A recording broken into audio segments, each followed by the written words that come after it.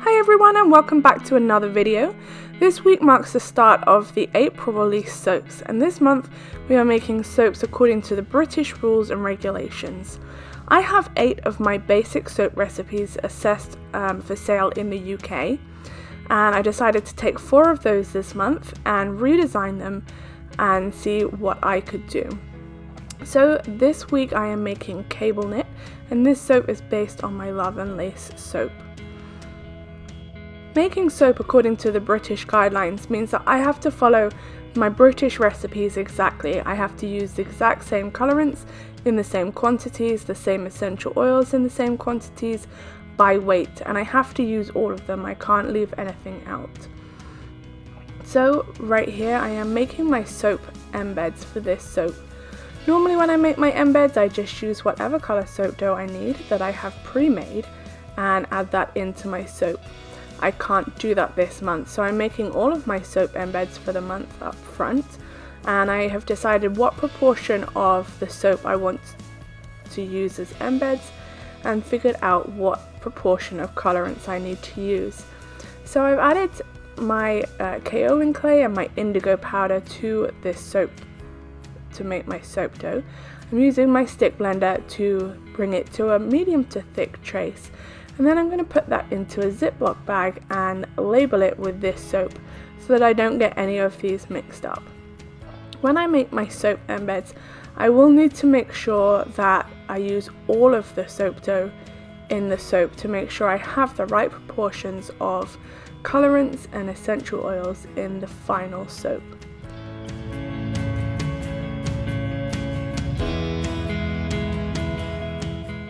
We are back the next day and I have used my soap dough to create some cable knit patterns, and I put those through my extruder to form an S-type shape. I'm mixing up the soap batter for the rest of my soap, and I have decided to mix up a full batch and then remove the weight of the embeds that I'm putting in. So I'm just mixing it up with my spatula to a very light emulsion. I'm going to separate off the amount of soap that I have already used in the embeds, giving that another quick mix, and then separating a small amount that I'm going to use for some soap piping to connect my embeds together. I'm adding about 1 gram, or exactly 1 gram of kaolin clay to make this a nice white color between those embeds. And I'm going to use my stick blender to bring that to a thick trace.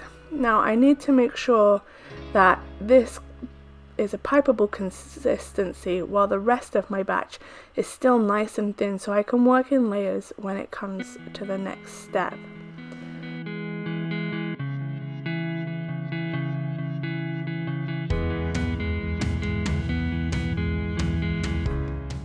Alright, my soap is at a nice pipeable consistency, a little bit thin, but that will be fine for what I'm doing. So I'm building a cable knit pattern, and as I mentioned, I extruded some cable knit shapes and I'm building the columns of cable knit. I have my first section. I've piped on a strip of my white soap, and then I'm adding the first S shape to that. So the top of this section will sit on top of the first section, and the bottom of the section sits on my cutting mat. I'm piping another line of the soap onto the bottom section, and then adding the next strip. And I'm going to keep doing that until I have formed my cable knit columns. Now these columns are going to be different heights. I'm going to have 3 different heights of columns in each mold, and each mold will have 5 columns in there.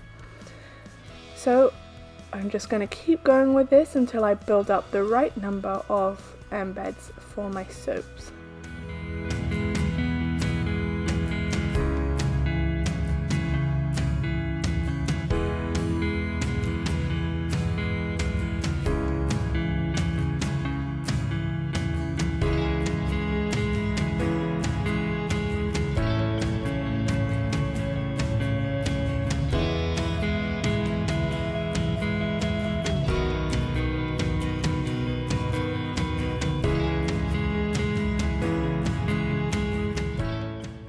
Alright, and that is the first cable knit column completed, I'm going to move that to one side and then go ahead and work on the rest. I am not going to make you sit through the whole thing, so I have sped it up, and I will put this to some music and come back when they are all done.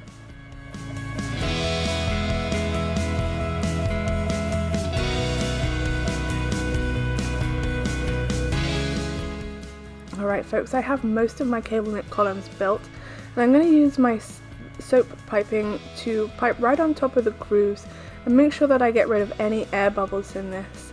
This is just the soap that I'm putting around this is going to be a medium to thick trace so that it supports these columns, which are now quite heavy, so I want to make sure that there are no little air bubbles or anything left in these. So I'm piping right on top of those grooves, and once I have finished doing that, I will take my spatula and scrape it down.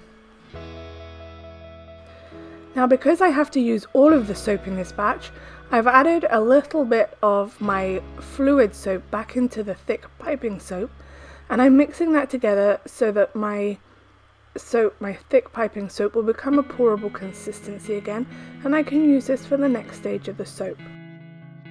I'm adding some of my essential oil blend to this, which is a beautiful, sweet, spicy blend of bergamot, peppermint, orange, and grapefruit essential oil. I love this blend, it smells so good. And I'm using my stick blender to bring that to a medium trace and to fully incorporate that thick soap batter into the thinner soap batter. This will be a nice pourable-ish consistency, but it will let me move on to the next layer pretty quickly. So I've brought my molds in, and I'm going to split this white soap batter between the two molds. And I'm going to tap my molds down on the counter to level those out.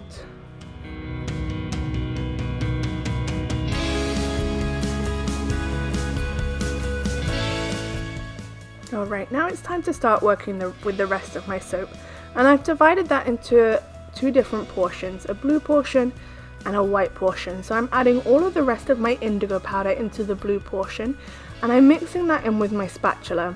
I still need this to remain very thin because I'm not going to be working with all of it right now, so I am just using my spatula to get it as incorporated as I can. And I will stick blend this out at another time, so it doesn't matter if it's completely smooth at this point. I'm adding the rest of my kaolin clay to the rest of my soap batter. And again, I'm going to use my spatula to incorporate that as thoroughly as I can, but it's not going to fully disperse it until I use my stick blender, which I will do at some point when I divide the soap up for the next few layers that I will be making.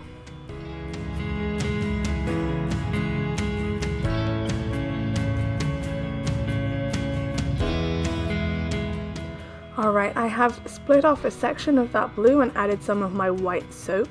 I'm going to mix that up to make sure I'm happy with the colour. And then I'm going to use my stick blender to bring it to a medium tray so I can pour it onto the white layer that's already into the mould.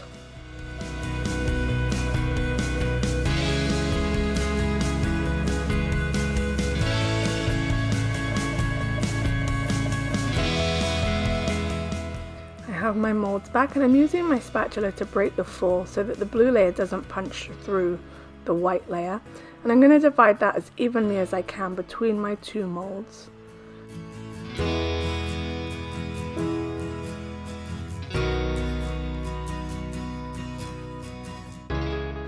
The white layer has set up pretty well, so the soap is flowing nicely over the top, and I'll be able to move my mold around to get that blue to disperse evenly across the white layer, and tap it down to make sure the top of the soap is even and has no air bubbles in it.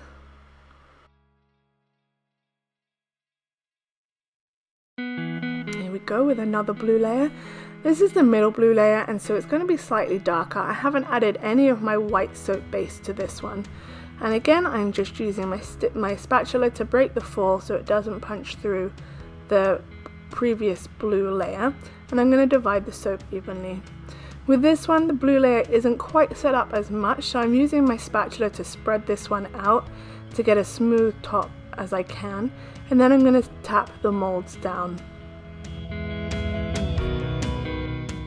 Now the final blue layer is the same color as the first blue layer, So I'm going to quickly go ahead and add that into my molds and spread it out and tap it down to make a nice smooth surface. Then I'm going to clean up my molds a little bit, and here we are working on the first of the white section. I'm adding a little bit of this soap into my mold to help support the columns of embeds that I have made. And again, I'm using my spatula to break the fall.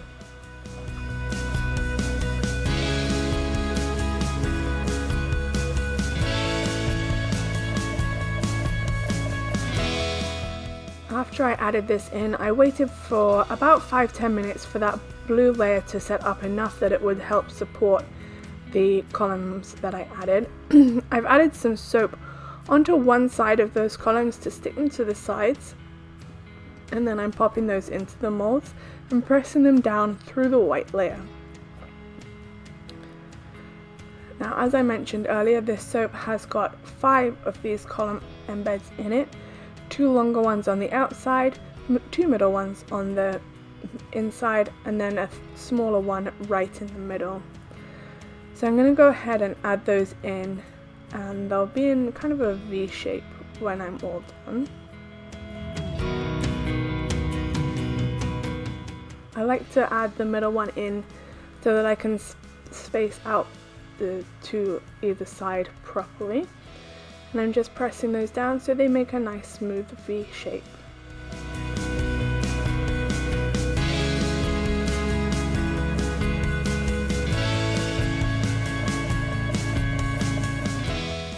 Now I have the rest of the soap that I have portioned out for this section in my piping bag again, and I'm using that round tip that I used last time to get this soap right down in between those column embeds to reduce any air gaps that might be there. This is the easiest way for me to get this soap into those air gaps without moving my embeds around at all.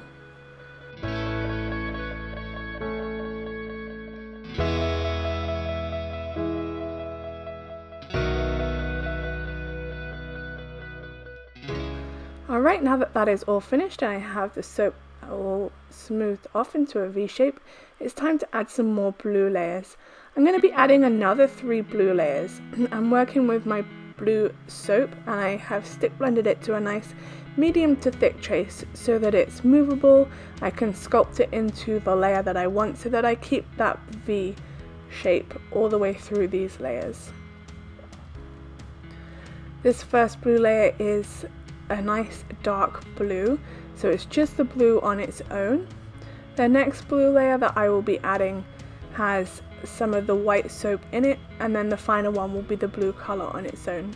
I'm just adding the soap into my molds with my spatula and smoothing it out and shaping it until I get the V shape that I want this to be and nice smooth edges to the layer.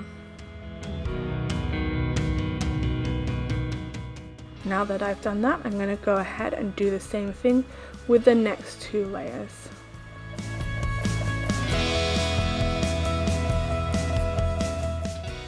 Alright, with those layers added in, it's time to add the last of this soap. So I'm splitting the rest of my white soap batter into my 2 molds as evenly as I can. This white soap batter is a little bit orange at this stage. That's what happens with my orange essential oil, but by the time this soap cures out tomorrow, it will be a nice white color again. I'm going to use my spatula to flatten the top of this soap and make sure they are nice and even. And then I'm going to tap them down on my counter to get out any air bubbles that might still be in there.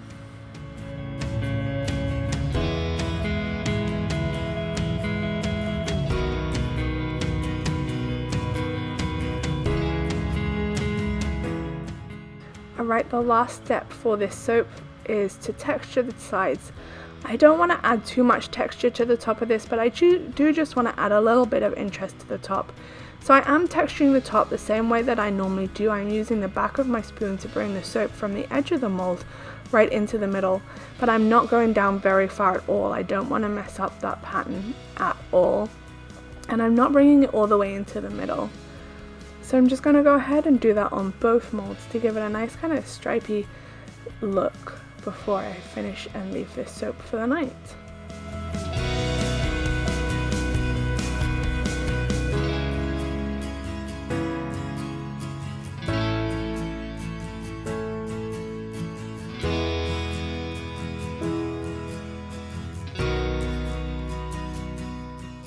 When I first designed this soap, I knew it was going to be an ambitious one, and it's one that I've been kind of putting off making for as long as I can, but here we are and it's made, and I am so nervous to cut this soap today. But here we go. I am lining it up on my multi-bar cutter. You will be able to see that there are some air gaps on the ends, but I'm going to cut those slices off anyway. So here we go. I really hope that those cable knit columns have stood upright. I am so thrilled with the way this soap turned out. You've got the V stripes at the top. Those cable knit columns look awesome. They are stood up nice and straight, and they look like cable knits. I am so excited with the way this soap turned out. It couldn't have come out any better.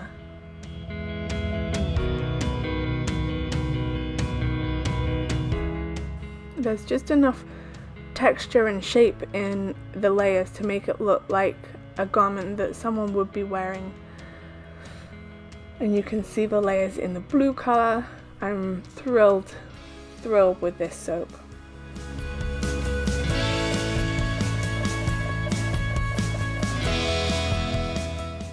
Alright folks, we're going to have an up close look at the soap after the cure. And this soap is being done in partnership with my sister, and we are running a competition, so I will put the links in the description box below. Thank you all so much for watching, and I'll see you next Tuesday.